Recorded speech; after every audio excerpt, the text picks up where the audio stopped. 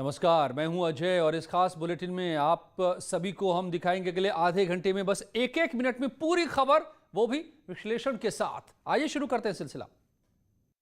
हरिद्वार के लक्सर से कानून को ठेंगा दिखाने वाली भयानक तस्वीरें आई हैं। यहां दो पक्षों में जमीन के विवाद में हंगामा हो गया और हंगामा मारपीट में बदल गया। दोनों तरफ से लाठी, डंडे, लात, घूंसे, यहां तक कि पत्थर और ईंट भी चले और खूब मारपीट हुई। इस पूरे संग्राम में 18 से ज्यादा लोग जख्मी हो गए। 3 महिलाएं भी इनमें शामिल हैं। ये पूरी घटना खानपुर थाना इलाके के ब्राह्मणवाला गांव की है। काफी देर तक ये बवाल यहां होता रहा। घायलों में कुछ की हालत बेहद गंभीर बताई जा रही है। अब ये वीडियो सोशल मीडिया पर भी वायरल हो रहा है। बलिया में युवक की पिटाई के बाद जमकर बवाल हुआ। गुस्साई भीड़ ने पुलिस टीम पर पथराव किया। ईंट और पत्थर उठाकर पुलिस की ओर फेंके गए। साथ ही भीड़ ने पुलिस चौकी में भी तोड़फोड़ की। मामला रसड़ा थाने के दक्षिणी पुलिस चौकी का है, जहां पुलिस चौकी में एक युवक की बेरहमी से पिटाई कर डाली गई, जिसका आरोप चौकी इंचार्ज धर्मेंद्र सिंह पर लगा। जाम की सूचना मिलते ही पुलिस मौके पर पहुंची तो गुस्साए लोगों और पुलिस के बीच नोकझोंक हो गई, जिसके बाद मामला तूल पकड़ गया और भीड़ ने पुलिस टीम पर पथराव करना शुरू कर दिया। अराजक तत्वों ने स्थिति को नियंत्रण से बाहर करते हुए पथराव कर दिया, जिसमें कुछ पुलिस कर्मियों को भी चोटें आई। इस संदर्भ में उनके विरुद्ध अभियोग पंजीकृत होगा और उनके विरुद्ध कठोर कार्रवाई की जाएगी तथा जिन पुलिस कर्मियों का दोष है, जैसे चौकी इंचार्ज, उनको निलंबित किया जाएगा। वहीं इस मामले में एसपी ने कार्रवाई करते हुए दक्षिणी चौकी इंचार्ज धर्मेंद्र कुमार और हेड कांस्टेबल राज बली को सस्पेंड कर दिया है। जौनपुर के सुजानगंज में मूर्ति तोड़े जाने को लेकर दो पक्ष आमने सामने आ गए। बवाल के पीछे जमीन का विवाद बताया जा रहा है। गांव के ही रामशीष के नाम पर उक्त जमीन पट्टे की बात को लेकर दोनों पक्षों में भिड़ंत हो गई। विपक्ष गांव के लोग उक्त जमीन पर 2 दिन पहले मूर्ति रख गए थे, जिसे रामाशीष ने रात में हटवा दिया। इसी सूचना से नाराज होकर ग्रामीणों ने हंगामा खड़ा कर दिया और जमकर बवाल किया। मौके पर पहुंची पुलिस को वहां पर लाठीचार्ज तक करना पड़ा। और कल और आज की रात में ये आरोप लगाया जा रहा है कि उस मूर्ति को जो पट्टेदार हैं उस मूर्ति को उन्होंने वहाँ से तोड़ के गायब कर दिया है। इन्होंने तहरीर दी है, तहरीर के हिसाब से एफआईआर पंजीकृत की गई है और जो इन्होंने नामजद तहरीर दी है तो उसमें जो जिसके खिलाफ मुख्य आरोपी जो है उनको गिरफ्तार करके थाने पर रखा गया है। मछली शहर बदलापुर सर्किल के पुलिस फोर्स ने मौके पर पहुंचकर लोगों को समझाने की कोशिश की, लेकिन लोग नहीं माने, जिसके बाद हल्का बल प्रयोग करना पड़ा। कानपुर में 2 युवतियों का हाई वोल्टेज ड्रामा देखने को मिला, जहां बीच सड़क पर दोनों लड़कियों में विवाद हो गया। देखते ही देखते दोनों एक दूसरे से लड़ने लगी और फिर मारपीट शुरू कर दी। मामला पनकी थाना इलाके के शताब्दी नगर का है। लड़कियों की लड़ाई की सूचना पर पुलिस मौके पर पहुंची और दोनों युवतियों को थाने ले गई। लड़कियों की मारपीट का वीडियो सोशल मीडिया पर वायरल है। उधर बुलंदशहर में बाइक भिड़ने को लेकर दबंग ने बाइक सवार की जमकर पिटाई कर डाली। घटना 3 दिन पुरानी बताई जा रही है, लेकिन पुलिस ने अभी तक मारपीट कर रहे युवक के खिलाफ कोई कार्रवाई नहीं की। मामला बुलंदशहर के सिकंदराबाद का है, जहां एक गाड़ी को बाइक ने टक्कर मार दी थी, जिससे दबंग का गुस्सा भड़क उठा और उसने बाइक सवार को थप्पड़ जड़ दिए। वहीं बाराबंकी के असनंदरा थाना इलाके के देवीगंज चौराहे में भी जमकर बवाल हुआ। यहाँ पर दबंगों ने प्रधान प्रतिनिधि पर जमकर लाठी डंडे बरसा डाले। दबंग लाठी डंडे से शख्स को पीटते रहे, लेकिन लोगों की भीड़ केवल तमाशबीन बनी रही। उधर मारपीट की घटना के बाद पुलिस आरोपियों की तलाश में जुट गई है। अलीगढ़ विकास प्राधिकरण यानी एडीए में तैनात एक जूनियर इंजीनियर का रिश्वत लेने का वीडियो वायरल हो रहा है। मोबाइल से बनाए गए इस वीडियो में जेई दूधनाथ वर्मा अपने दफ्तर में 1.5 लाख रुपए की रिश्वत लेते हुए दिखाई दे रहे हैं। बताया जा रहा है कि जो व्यक्ति जेई को पैसे दे रहा है वो प्राधिकरण के उपाध्यक्ष मनमोहन चौधरी का ड्राइवर है। वीडियो वायरल होने के बाद प्राधिकरण के उपाध्यक्ष मनमोहन चौधरी ने अपने ड्राइवर और जेई को पद से हटा दिया और दोनों के खिलाफ विभागीय जांच के लिए टीम बना दी। टीम रिश्वत लेने वाले वीडियो की जांच के बाद 1 हफ्ते में अपनी रिपोर्ट देगी। जो प्रकरण है ये हमें हमारी संज्ञान में रात में आया था, तो इसमें मैंने ओएसडी जो पीसीएस अधिकारी हैं उनको जांच अधिकारी बना दिया हूँ। 1 सप्ताह में उनसे रिपोर्ट मांगा हूँ और जो संबंधित हमारे अवर अभियंता से संपूर्ण काम हटा लिया गया है, कार्य से विरत कर दिया गया है और ड्राइवर को हटा करके कार्यालय अटैच कर दिया गया। तोल के कंडा कड्डी दा स्पीकरां ते बोल के स्कूल में हुक्का बार, सुनकर आपको यकीन नहीं होगा, लेकिन ये सच है। बुलंदशहर में एक सरकारी स्कूल में कुछ लोगों ने हुक्का पीते वीडियो वायरल होने पर हंगामा मचा दिया।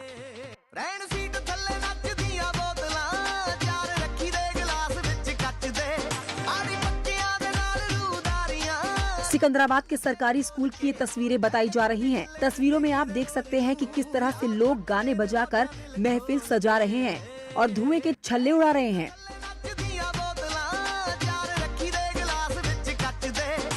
वीडियो वायरल होने के बाद एबीवीपी कार्यकर्ताओं ने आरोपियों पर कार्रवाई की मांग की और स्कूल के जिम्मेदार लोगों पर भी सवाल उठाए। इसके बाद DIOS ने जांच कराने की बात कही है और प्रिंसिपल से भी इस बारे में रिपोर्ट मांगी गई है।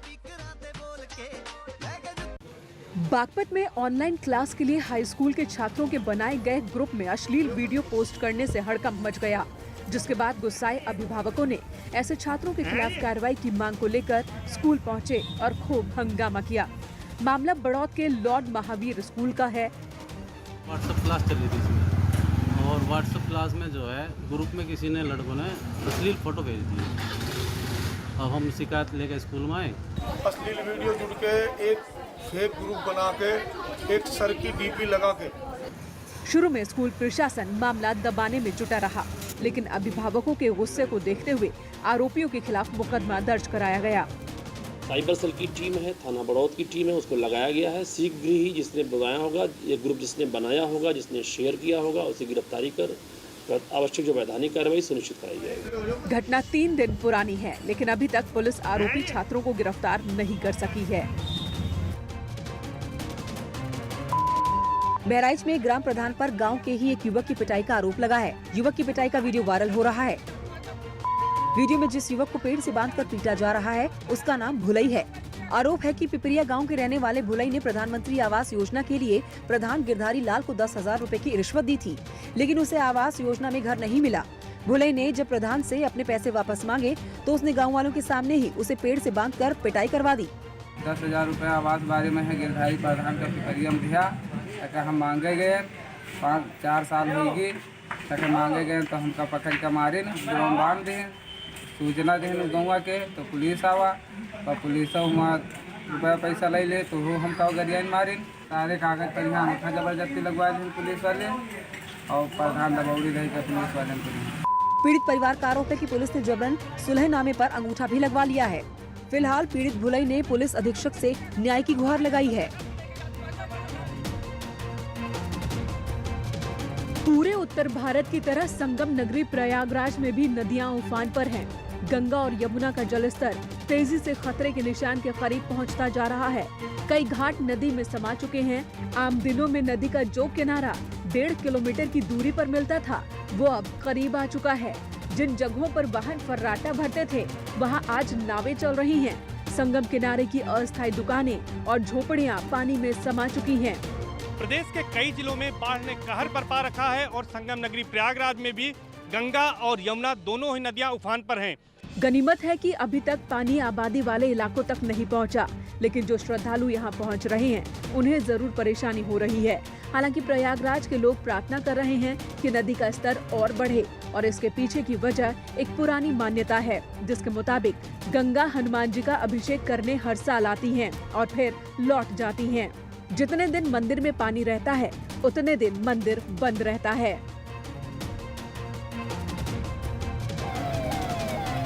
उत्तर प्रदेश के 430 से ज्यादा गांव बाढ़ से प्रभावित हैं, जबकि 178 गांव पूरी तरह जलमग्न हैं। राज्य सरकार की ओर से जारी फ्लड बुलेटिन के मुताबिक पिछले 24 घंटे में 100 से ज्यादा गांव में बाढ़ का पानी उतर चुका है।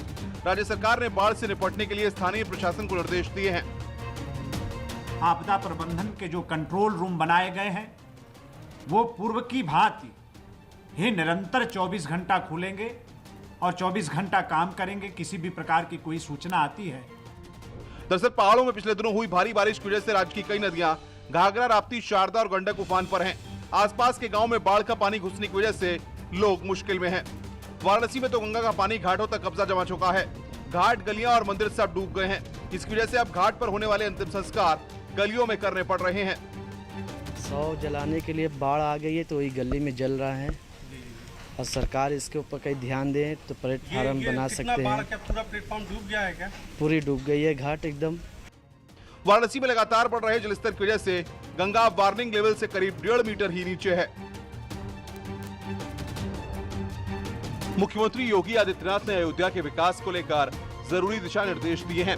विकास कार्यों की समीक्षा के बाद मुख्यमंत्री योगी आदित्यनाथ ने अधिकारियों को ये निर्देश दिए हैं। सीएम ने कहा कि अयोध्या को सोलर सिटी के रूप में विकसित किए जाने की आवश्यकता है। वर्तमान राज्य सरकार अयोध्या में मूलभूत पर्यटन सुविधाओं सहित समग्र विकास के लिए प्रतिबद्ध है। अयोध्या के विकास में और गति लाने के लिए हर स्तर पर त्वरित निर्णय लिए जाएं। सभी परियोजनाओं को निर्धारित समय सीमा में पूरा करें। गुप्तार घाट से नए घाट तक रिवर फ्रंट विकसित करने की भी बात सीएम ने की है। अयोध्या में मल्टीलेवल पार्किंग ऐसी हो जिससे इसका व्यावसायिक उपयोग किया जा सके। बिजली के तारों को अंडरग्राउंड करने की कार्यवाही तेजी से संचालित करने के निर्देश मुख्यमंत्री ने दिए हैं। साथ ही अयोध्या में हवाई अड्डे के निर्माण के लिए भूमि अधिग्रहण की कार्यवाही में तेजी लाने के निर्देश सीएम ने दिए हैं। मऊ में बाहुबली मुख्तार अंसारी के बाद उसके गुर्गों पर पुलिस की कार्रवाई जारी है। पुलिस ने बाहुबली मुख्तार के सहयोगी और अवैध वसूली गैंग के सरगना सुरेश सिंह की 1 करोड़ से ज्यादा की संपत्ति को सीज कर दिया है। पुलिस ने गैंगस्टर एक्ट के तहत ये कार्रवाई की। जिले में इस तरह से ये सुरेश सिंह जो कि इन अवैध वसूली गैंग के सदस्य थे, इन पे एक प्रभावी कार्रवाई की मऊ पुलिस द्वारा की गई है और इनकी सारी गाड़ियां जो शेष गाड़ियां और है 28 गाड़ियों का सीजर जिलाधिकारी मऊ के यहाँ से प्राप्त हुआ था। पुलिस ने माफिया सुरेश सिंह की 9 गाड़ियां जब्त की हैं, जिसमें बस, कार और मोटरसाइकिल भी शामिल है, जिनकी कुल कीमत 1 करोड़ 5 लाख रुपए आंकी गई है। पुलिस अब वसूली गैंग के दूसरे सदस्यों पर भी कार्रवाई करने जा रही है। यूपी में योगी सरकार ने माफियाओं के खिलाफ अभियान छेड़ रखा है और माफियाओं की अवैध संपत्तियों को जब्त किया जा रहा है। यूपी में अपराधियों पर योगी सरकार का चाबुक जारी है। अपराध से अर्जित संपत्तियां कुर्की जा रही हैं। इस फहरिस्त में नया नाम कमलेश पाठक का जुड़ गया है। औरैया में समाजवादी पार्टी के एमएलसी कमलेश पाठक और उनके 2 भाइयों की 50 करोड़ की ज्यादा संपत्ति जब्त की जाएगी। इसके लिए औरैया, कानपुर नगर और कानपुर देहात में सभी संपत्ति को चिन्हित करके शासन को रिपोर्ट भेज दी गई है। कोतवाली थाना क्षेत्र में मार्च में हुई घटना जिसमें अधिवक्ता और उसकी बहन का डबल मर्डर हुआ था और तत्कालीन एमएलसी कमलेश पाठक और उनके भाई वो परिजन जेल गए थे। उसी में गैंगस्टर की कार्रवाई करी गई है और संपत्ति जब्तीकरण की रिपोर्ट भेजी गई है। अभी तक की जितनी संपत्तियां हम तस्दीक कर पाए हैं इस गैंग की, वो 50 करोड़ से ज्यादा की है। कमलेश पाठक और उनके दोनों भाई 16 मार्च को हुए वकील और चचेरी बहन की डबल मर्डर के आरोप में जेल में बंद हैं। जमीन विवाद को लेकर नारायणपुर में इस डबल मर्डर को अंजाम दिया गया था। देवरिया के मझौलीराज नगर पंचायत में 70 लाख रुपए के घोटाले का मामला सामने आया। आरोप पंचायत चेयरमैन और अधिशांसी अधिकारी पर हैं, जिसकी शिकायत स्थानीय लोगों ने प्रशासन में की है। लोगों का आरोप है कि पालिका चेयरमैन और ईओ ने चहेतों को ठेका दे दिया, जिन्होंने काम के नाम पर महज खानापूर्ति की। तमाम जगह बिना काम का बिल वाउचर लगा कर पेमेंट कराए हैं लोग। तमाम रोडें हैं।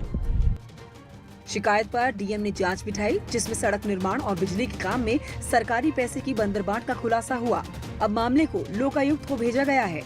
मझौलीराज की जांच हुई है और उसमें कई तरह की कमियां पाई गई थी और उसमें 70 लाख की गड़बड़ी की जो है लिखा पढ़ी में जो हम लोगों को मिला, ऑडिट भी कराया गया। उसके बाद लोकायुक्त, माननीय लोकायुक्त उत्तर प्रदेश को, चूँकि जांच वहीं से प्रस्तावित थी, तो हम लोगों ने उसको करके भेज दिया। यूपी में गुरुवार का दिन सड़क हादसों से भरा रहा। रफ्तार ने कई लोगों की जान ले ली। बस्ती के हरैया थाना इलाके में हिट एंड रन का मामला सामने आया, जहां एक ट्रक ने 5 मजदूरों को रौंद डाला। ट्रक चालक मौके से फरार हो गया और इस पूरे हादसे में 3 मजदूरों की मौके पर ही मौत हो गई, जबकि 2 की हालत गंभीर बनी है। ये मजदूर पैदल ही काम से वापस लौट रहे थे। बाकी 5 लोग हाईवे पे पैदल आ रहे थे, तब तक पीछे से एक ट्रक ने टक्कर मार दी, जिसमें 3 लोगों की मृत्यु हो गई। उधर कन्नौज में आगरा लखनऊ एक्सप्रेस वे पर एक डबल डेकर बस डिवाइडर से टकराने के बाद सड़क पर पलट गई, जिससे बस में सवार 30 यात्री घायल हो गए। बताया जा रहा है कि हादसा ड्राइवर को नींद की झपकी आने के बाद हुआ, जिससे बस डिवाइडर से टकराई और बस का टायर फट गया। हादसे के बाद मौके पर घायलों की चीख पुकार मच गई। सूचना मिलते ही पुलिस मौके पर पहुंची और घायलों को अस्पताल पहुंचाया गया। वहीं लखनऊ ग्रामीण में भी रफ्तार का कहर देखने को मिला, जहां इंटौजा थाना इलाके में एक तेज रफ्तार कार सड़क किनारे खड़े ट्रक में जा घुसी, जिससे कार सवार 2 युवकों की मौके पर ही मौत हो गई। जौनपुर में भी तेज रफ्तार का कहर देखने को मिला, जहां मछली शहर रायबरेली हाईवे पर एक स्कॉर्पियो कार खाई में पलट गई, जिसमें कार चालक समेत 3 लोगों की मौके पर दर्दनाक मौत हो गई, जबकि हादसे में 6 लोग जख्मी हो गए, जिनमें 4 की हालत गंभीर देखते हुए हायर सेंटर के लिए रेफर कर दिया गया है। हादसा जवनसापुर गाँव के पास हुआ। बताया जा रहा है कि कार ड्राइवर शराब के नशे में था। कार सवार लोग प्रतापगढ़ से वापस लौट रहे थे।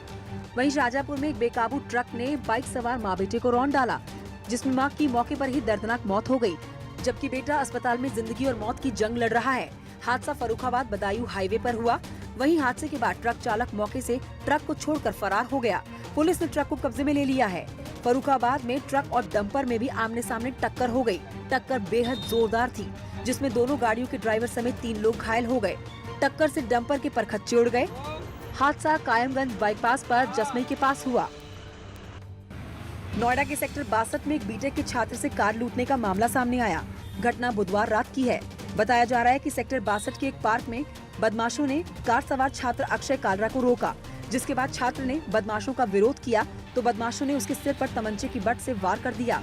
छात्र घायल होकर जमीन पर गिर गया और बदमाश उसकी कार लूटकर फरार हो गए। रात को गश्त कर रही पुलिस ने जब छात्र को जमीन पर पड़ा देखा तो उसे इलाज के लिए पास के अस्पताल में भर्ती कराया गया, जिसके बाद पुलिस ने पूरे मामले की जानकारी ली। गाड़ी रोका गया और इनको हेड इंजरी है। देख के ये लग रहा है कि कोई न कोई किसी उद्देश्य से इनको मार रहा है और अभी ये क्लियर नहीं है कि विवेचना में क्लियर हो सकता है कि ये व्यक्तिगत रंजिश से मारा गया है या गाड़ी लूटने के उद्देश्य से मारा गया। अभी क्लियर नहीं है, विवेचना में पता चल जाएगी। घटना आपसी रंजिश के चलते हुई या फिर वाकई में लुटेरों ने इस वारदात को अंजाम दिया, इस बिंदु पर भी पुलिस जांच कर रही है। पुलिस ने घटना के खुलासे के लिए 2 टीम बनाई है। सहारनपुर में किसानों ने बिजली विभाग के खिलाफ धरना प्रदर्शन किया। भारतीय किसान यूनियन से जुड़े किसानों ने अपनी कई मांगों को लेकर नकुड़ के बिजली घर पर प्रदर्शन किया। किसानों ने बिजली विभाग में भ्रष्टाचार के खिलाफ हल्ला बोला। बिजली के काम में कोई आवे किसान उसका उत्पीड़न और शोषण करें, रिश्वत मांगे, रिश्वतखोर बाजार खुला, किसी का डर भर रहा नहीं। जब तक वो रिश्वतखोरी चोर बाजार बिजली विभाग में नहीं निपटेगी, हमारी समस्या का समाधान नहीं होने का, तब तक धरना जारी रहेगा।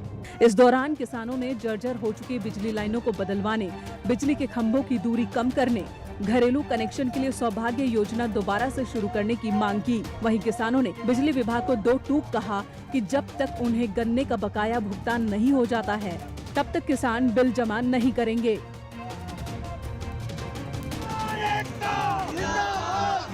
इन्हीं नारों के साथ दिल्ली मेरठ एक्सप्रेसवे पर किसानों ने प्रदर्शन किया। मुआवजे की मांग को लेकर कई गांवों के सैकड़ों किसान NH9 पर इकट्ठा हुए और जमकर नारेबाजी की।